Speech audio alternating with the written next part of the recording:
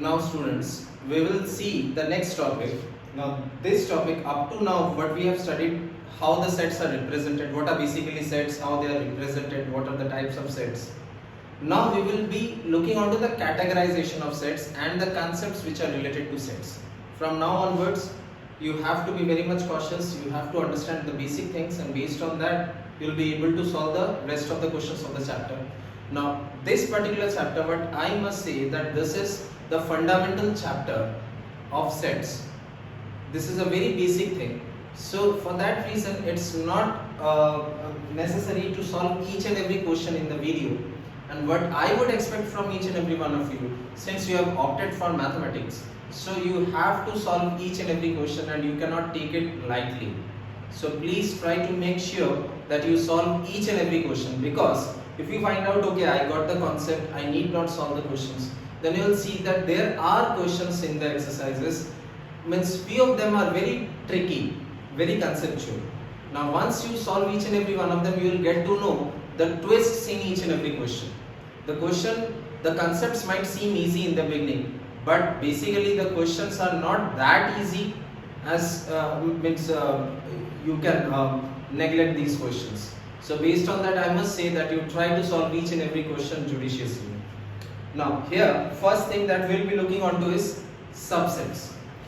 Now subsets, this concept is very important. What's a subset? Subsets are basically those sets. Now here you need to compare two sets at least, two or more than two sets. When two or more than two sets are compared with each other, now you'll say that if all the elements of one set are present in the other set. Just try and understand, there is a bit line of difference between equal sets and subsets. In equal sets we have seen that suppose if we are comparing A and B, then all the elements of set A are present in B, as well as all the elements of B are present in A. Then in that case you are calling them equal sets. Are you getting my point? All the elements of A are present in B and all the elements of B are also present in A. That means number of elements are same. That means in either of the sets you are not able to find out a single element which is not present in the other set. So based on that you will say that those are equal sets. But suppose if I say that if all the elements of A are present in B, and I am not saying that all the elements of B are present in A, they may be, they might not be, I am not bothered about that. I am saying that if all the elements of set A are present in B, then you will say that A is a subset of B. For example, let us see that if suppose set A is there, which is comprised of elements 2 and 3, and I am having another set B which is having elements 1, 2 and 3. Now try to compare these two sets. Can I say all the elements of set A are present in B? That means let us start by taking 2. 2 is the first element of set A. 2 is present in A. Is 2 present in B? Yes, it is there. 3 is present in A. Is 3 present in B? Yes, it is there. Now the most important part over here is 2 here is an element. This 2 up here is also once again the element of B. So 2 as an element, is this element present in B again as an element only? Is it? If it is, then in that case you will say okay fine, 2, 3 both are present in set B as an element individually. So that shows what? That A is a subset of B. And how do you write down subset? This is the sign. This is the sign of subset. So A is a subset of B. Mind it, the mouth of the sign is open towards the bigger set. Are you getting my point or not? And it shows its back towards the subset. So A, and you will pronounce this thing as is a subset of. You will pronounce this thing as is a subset of. So you will say A is a subset of B. Am I clear to you? Now, then what is B to A?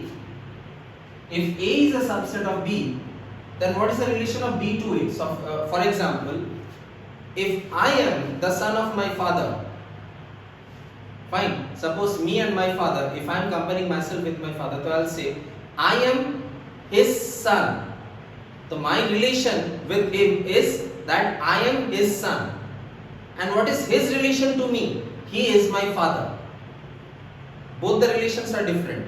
The persons are same, the persons are not changing. Now A is the son of B, then B is the father of A. Similar to that, A is the subset of B, then what is B is of A? Then I'll say B is a superset of A.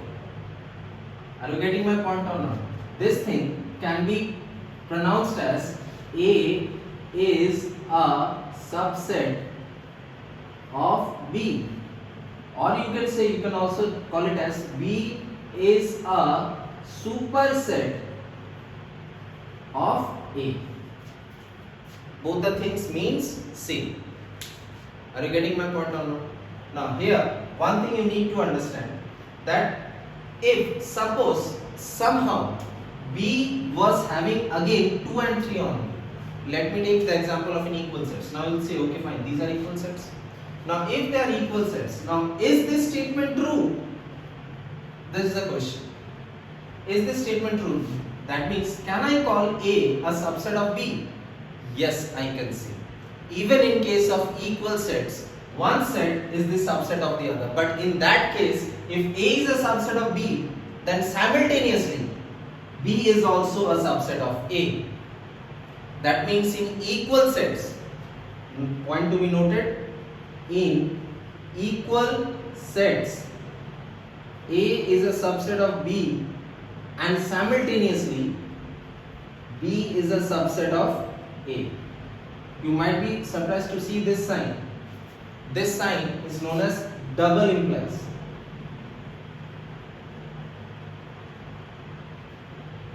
Had it been like this means implies,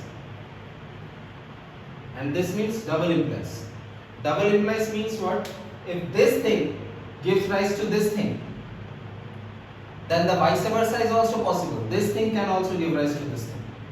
Now regarding this implies and double implies sign, I'll tell you later on.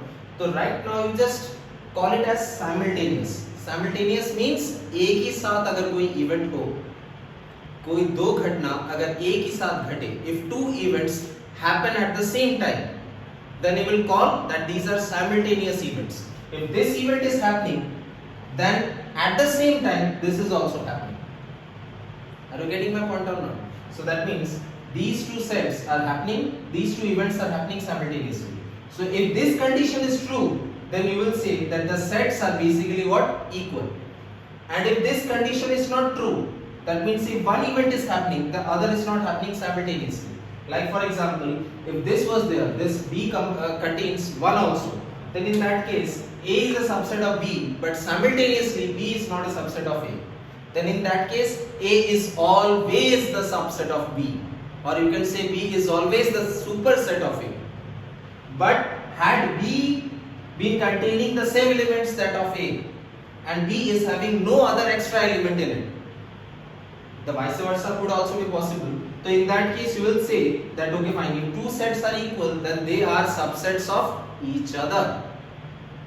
The point is clear? So please pause the video to note it down.